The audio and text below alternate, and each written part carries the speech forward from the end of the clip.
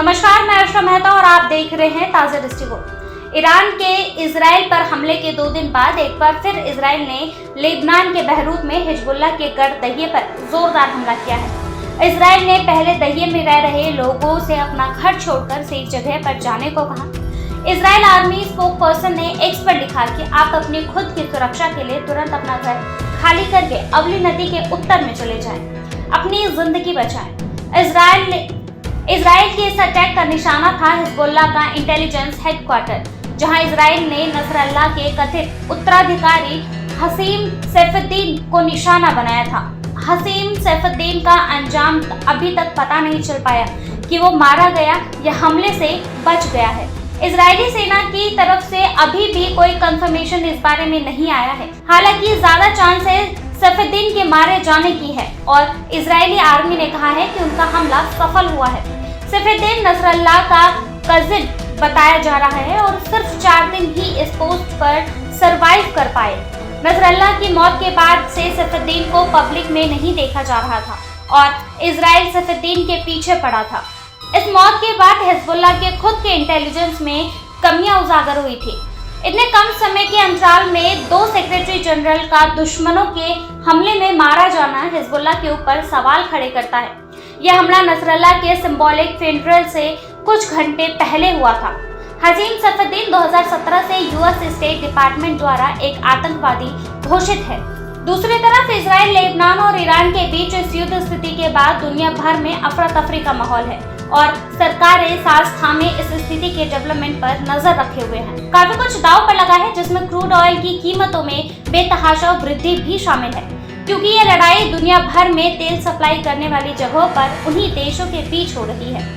ऐसी आशंका भी व्यक्त की गई है कि ईरान के तेल के कुएं में इजराइल आग लगा सकती है।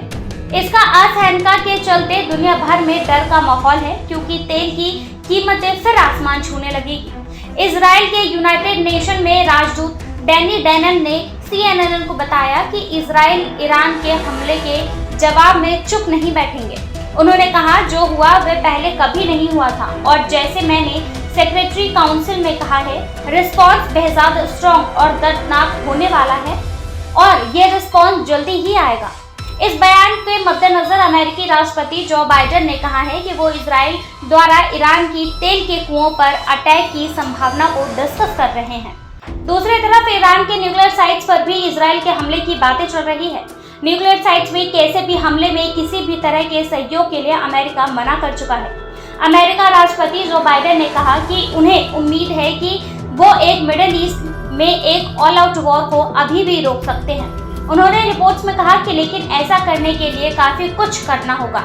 अमेरिका ने इजराइल से प्रोपोर्शनली रिस्पॉन्ड करने की अपील की है। दूसरी तरफ इस शुक्रवार को ईरान के सुप्रीम लीडर खमेनी पिछले 5 सालों में पहली बार सेंट्रल तेहरान में ग्रैंड मुसल्ला मस्जिद में नमाज के लिए मुस्लिम को लीड करेंगे। इसके बाद हसन नसरल्लाह की याद में एक सेरेमनी का आयोजन किया जाएगा।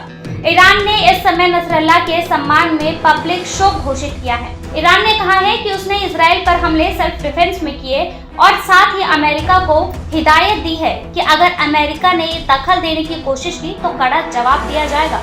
हालांकि इस नमाज को लीड करते हुए ईरान के रिवॉल्यूशनरी गार्ड्स के दिमाग में 4 जनवरी को हुए उस भयंकर धमाके की याद रहेगी, जो कासिम सोलेमानी के सिंबॉलिक फ्यूनरल के दौरान हुआ था और उसमें लगभग 100 लोग मारे गए थे। दूसरी तरफ जैसे जैसे इजराइल के लेबनान पर हमले बढ़ते जा रहे हैं, दुनिया भर के देश अपने अपने नागरिकों को लेबनान से सुरक्षित बाहर निकालने का प्रबंध कर रहे हैं। हालांकि अभी तक मिलिट्री ऑपरेशन शुरू नहीं हुआ है। लोगों को बाहर निकालने के लिए एफर्ट्स शुरू हो गए हैं। ऑस्ट्रेलिया ने सैकड़ों सीटों अपने नागरिकों के लिए बहरूत में बाहर जाने के लिए अरेंज की है और अपने 15,000 नागरिकों को कहा है कि जब तक बहरूत एयरपोर्ट खुला है वो लेबनान से बाहर जाए। इसी तरह United states, Canada, United kingdom जैसे देश ने भी अपने नागरिकों से लेबनान जल्द से जल्द छोड़ने के लिए कहा है। इस रिस्पॉन्स ने साफ किया है कि मिडिल ईस्ट में स्थिति और भी बिगड़ने की संभावना है। अभी तक देखने में आया है कि अमेरिका और दूसरे यूरोप देश के बार बार अपील करने के बाद भी इजराइल ने उनकी अपीलों पर कान नहीं धरा और हमला लगातार जारी रखा है। अमेरिका के एफर्ट्स अभी तक कोई परिणाम नहीं दिखा पाए। देखना होगा कि मिडिल ईस्ट में स्थिति जाकर ठहरती है। फिलहाल ये देखना बहुत दिलचस्प होगा। फिलहाल के लिए बस इतना ही। देखते रहिए ताज़ा दृष्टिकोण। हमारे चैनल को लाइक, सब्सक्राइब एंड शेयर करना ना भूलें।